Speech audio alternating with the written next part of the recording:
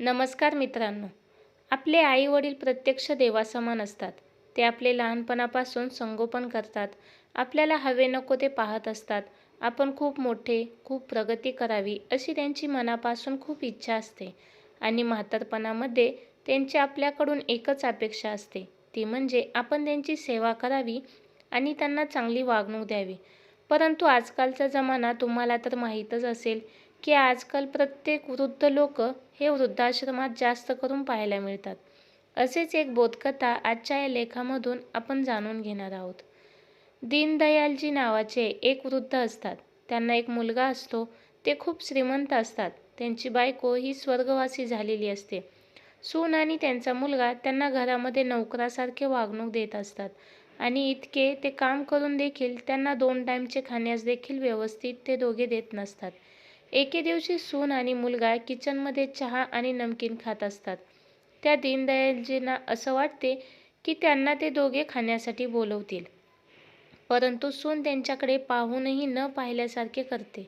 हे पाहून त्यांना खूप वाईट वाटते आणि ते आपल्या खोलीमध्ये जाऊन आपल्या पत्नीचा फोटो घेऊन रडू लागतात व म्हणू लागतात की तू होतीस त्या टायमाला प्रत्येक पदार्थ तू केला की मला आधी खायला देत होतीस आणि आता इतके करून देखील ही दोघे मला साधा चहावाला सुद्धा विचारत नाहीत.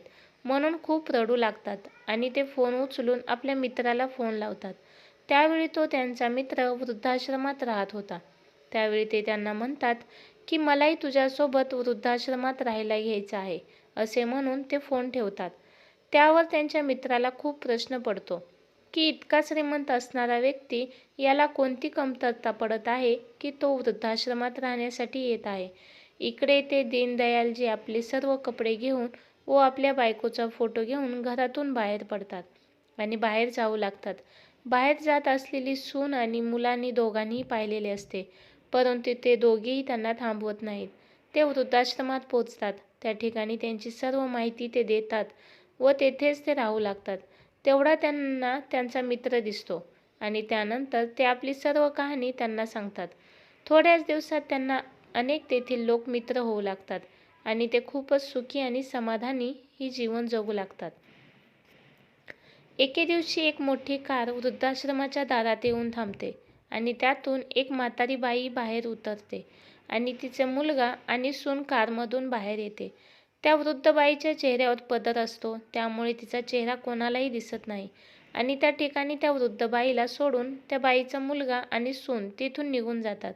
ती बाई खूप नाराज होते व आपल्या रूममधून बाहेरच पडत नाही. काय खात नसते ना कोणाशी बोलत असते. इतके दिवशी दीनदयालजी त्यांची विचारपूस करण्यासाठी तिच्या रूमच्या बाजूने जातात. त्यावेळी दुसऱ्या महिलांकडून कळते की तिचे नाव जानकी आहे आणि तिला तिच्या घरच्यांनी खूप आठवण येत आहे. त्यामुळे ती कोणाशीही बोलत नाही व आपल्या रूममध्येच बसते. त्यावर ते त्यांची विचारपूस करण्यासाठी जातात. त्यावेळेला त्या काहीच बोलत नाहीत आणि अचानकपणे वाऱ्याची झुळूक येते व त्यांचा पदर डोक्यावरून खाली पडतो. त्यावर दीनदयाल त्यांचा चेहरा पाहतात आणि त्यांना ते ओळखतात. त्या पुन्हा गडबडीने आपला चेहरा लपवण्याचा प्रयत्न करत असतात. त्यावेळी दीनदयालजींना कळते की ही आपल्या सुनेची आई आहे. त्यावर ते त्यांना म्हणतात की मी तुम्हाला ओळखले आहे. त्यात एवढे लाजण्याचे काही कारण नाही.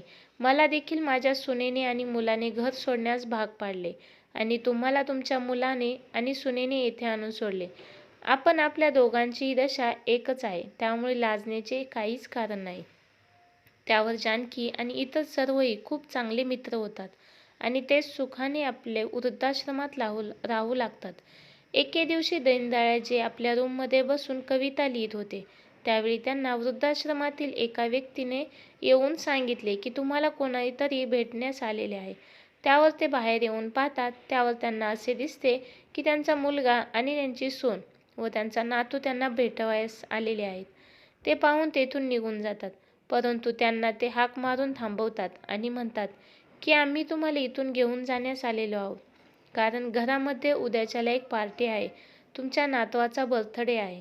त्यावर दीनदयालजी म्हणतात की मला त्या घरामध्ये यायचं नाही. तुम्ही स्वतःच्या स्वार्थासाठी मला इथून घेऊन चालला आहात. मी त्या घरामध्ये एकही पाऊल ठेवणार नाही. यावर त्यांचा नातू त्यांच्या पायाला अगदी बिलगतो आणि म्हणतो, बाबा चला ना. त्यावर ते जाण्यास तयार होतात, परंतु ते एक अट घालतात की मला तुम्ही पार्टी झाल्यानंतर दुसऱ्या दिवशी पुन्हा इथे आणून सोडा. त्यावर ते दोघेही ती अट मान्य करतात आणि तेथून घेऊन जातात. घरामध्ये गेल्यानंतर पार्टी सुरू होते. नातेवाईक आलेले असतात. ते त्यांची विचारपूस करतात आणि म्हणू लागतात की तुम्ही खूप दिवस झाले दिसत नाहीत. त्यावेळी ते सांगतात की मी बाहेर गेलो होतो आणि ते आपली खरी घटना कोणालाही सांगत नाहीत. पार्टी संपते व सर्व नातेवाईक आपल्या आपल्या घरी निघून जातात. त्या दिवशी दीनदयाळजी आपल्या घरातील आपल्या बायकोचा फोटोपाशी जाऊन रडू लागतात की तू असती तर तुझ्यासोबत आज मी राहिलो असतो. आपले मुलगा आणि सून दोघे एकमेकांत गुंतलेले असतात. त्यांना आजूबाजूच्या लोकांची काहीही पर्वा नसते. तू असतीस तर माझी चौकशी केली असतीस असे म्हणून रडत रडत त्यांना तेथे झोप येते व ते झोपी जातात. दुसऱ्या दिवशी सकाळी त्यांची सून घराच्या बाहेर गाडी घेऊन उभारलेली असते आणि ती म्हणते की बाबा, अटीप्रमाणे आम्ही तुम्हाला वृद्धाश्रमात सोडण्यास तयार आहोत. त्याप्रमाणे ते आपल्या घरातून बाहेर पडतात व वृद्धाश्रमात जाऊन पोचतात. त्यावर ते मुलगा आणि वृद्धाश्रमात त्यांना सोडून परत जात असतात. त्यावेळी दीनदयाळजी म्हणतात की मी तुम्हाला एक खूप मोठं सरप्राईज देणार आहे. थोडा वेळ तुम्ही येथे थांबा. त्यावर ते जानकीबाईंना बोलवून आणतात. हे पाहून सुनेच्या पायाखालची जमीन सरकते. ती म्हणू लागते की आई, तू इथे. दादा आणि वहिनी खूप नालायक आहेत की त्यांनी तुला इथं सोडलं. मी रोज तुझी चौकशी करण्यासाठी फोन लावत होते, परंतु त्यांनी मला सांगितले की तू तीर्थयात्रेला गेली आहेस. इतके नालायक झाले आहेत असे म्हणते. त्यावर जानकी तिला म्हणते की तू काय केले आहेस की तू तुझ्या भावाला आणि वहिनीला नालायक म्हणत आहेस. तू ही तितकीच नालायक आहे जेवढे ते दोघेही नालायक आहेत.